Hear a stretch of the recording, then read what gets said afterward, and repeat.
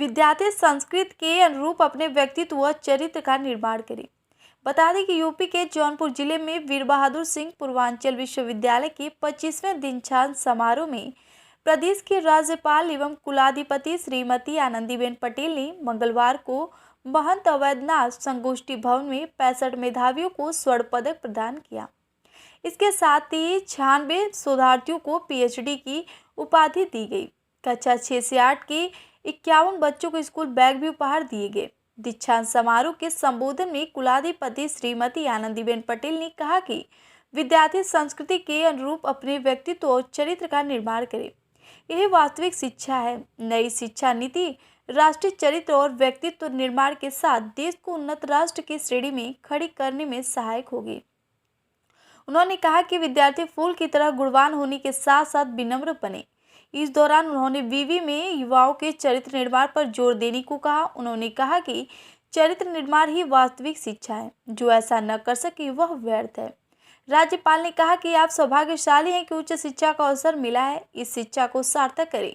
समाज में जो भी चुनौतियां हैं उसे दूर करने के लिए पहल करें। बाल विवाह, दहेज जैसी बुराइयों को दूर करने के लिए आवाज उठाएं। यह बुराई जहां भी हो, घर परिवार में भी विरोध कर श्रीमती आनंदीबेन पटेल ने सभी लोगों से अपील किया कि वे कोरोना को रोकने के लिए कोरोना वैक्सीन लगवाएं और जो लोग वैक्सीन नहीं लगवा रहे हैं उन लोगों को समझा बुझाकर कोरोना वैक्सीनेशन में मदद करें। देखिए जौनपुर से राकेश कुमार शर्मा की रिपोर्ट। जो छात्र छात्राओं ने गोल्ड मेडल प्राप्त किया है, ये सबको बहुत बहुत बधाई देती हूँ।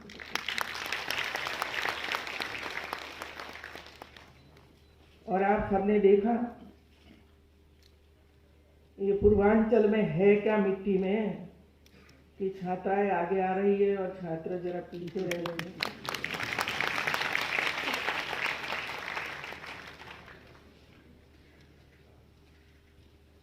%75 मेडल हमारी बेटियां ले गई है और बाकी के मेडल हमारे सब बेटे लेके गए हैं।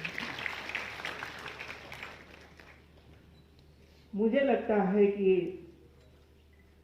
स्थिति तो अच्छी है, बेटी आगे बढ़ रही है। एक समय ऐसा था कि जो बेटियों को पढ़ाने के लिए कोई आगे नहीं आता था, लेकिन आज जो वातावरण में परिवर्तन आया है, सोच और समझ में परिवर्तन आया है, इसी वजह से हमारी बेटियां आगे बढ़ रही हैं। लेकिन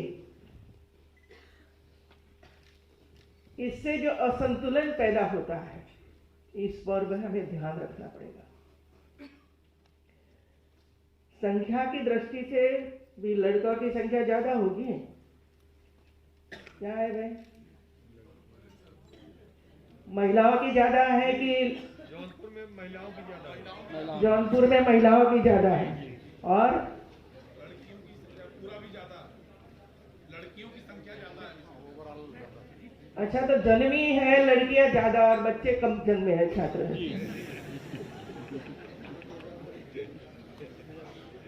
या तो लड़के कुछ और काम में जुड़ जाते होंगे और इसी वजह से ये स्थिति बनी होगी। मैं तो एक ही बात कहूंगी, लड़कियां आगे तो आ रही है, आगे जाएगी भी, लेकिन जब आप विवाह होगा ना तब सब रिजेक्ट हो जाओगे। वो मुझे बहुत ही चिंता है।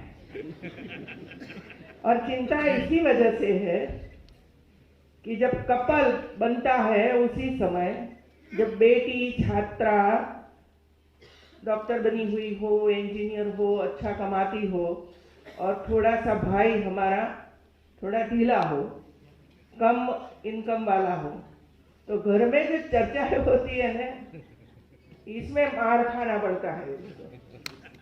कंपैरिजन होती जाती है कि ये बेटी ज्यादा पढ़ी है और ये तो कम है।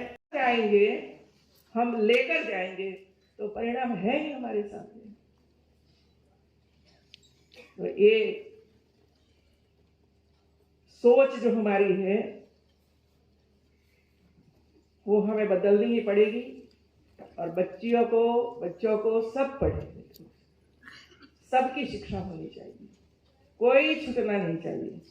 बीच में से कोई बच्चा चला जाता है तो उसको वापस लाने का भी प्रयास करना चाहिए। और लास्ट में कोरोना वैक्सीनेशन पूरा करवाइए 100%। जो गांव में वैक्सीनेशन नहीं लेते हैं, घबराते हैं, वहां आप जाइए, हमारे डीएम वगैरह को पूरी इंफॉर्मेशन होती है वे लोगों के पास। कौन सा ऐसा गांव है कि जो वैक्सीनेशन कम हुआ है, तो हमारे 5-10 बच्चे पहुंच जाएंगे, समझाएंगे तो वो कर देंगे वैक्सीनेशन। दूसरा काम करना है, दूसरी बार जो वैक्सीन नहीं लेते हैं उनको भी समझाना पड़ेगा। ये एक बार तो हो गया, दूसरी बार लो। मास्क पहनिए मित्रों, मास्क पहनिए। हमारे 1-2 अध्यापक ने तो मैंने कहा कि पहनो जरा जरा, ऐसा नहीं होना चाहिए, ऐसा नहीं होना चाहिए। आप नहीं पहनोगे और आप संक्रमित हुए तो आपके आसपास के 8-10 लोग संक्रमित हो जाएंगे। मुझे तो कहूंगी कि ऐसा तो नहीं होना चाहिए कि मेरे कारण आप संक्रमित हो। और इसी वजह से जितने भी नीति नियम बनाए वो सब नीति नियम का पालन कीजिए और आगे बढ़िए। फिर से मैं सभी बच्चों को, छात्र छात्राओं को बहुत बहुत बधाई देती हूँ। और ऐसा कोई काम कर दीजिए।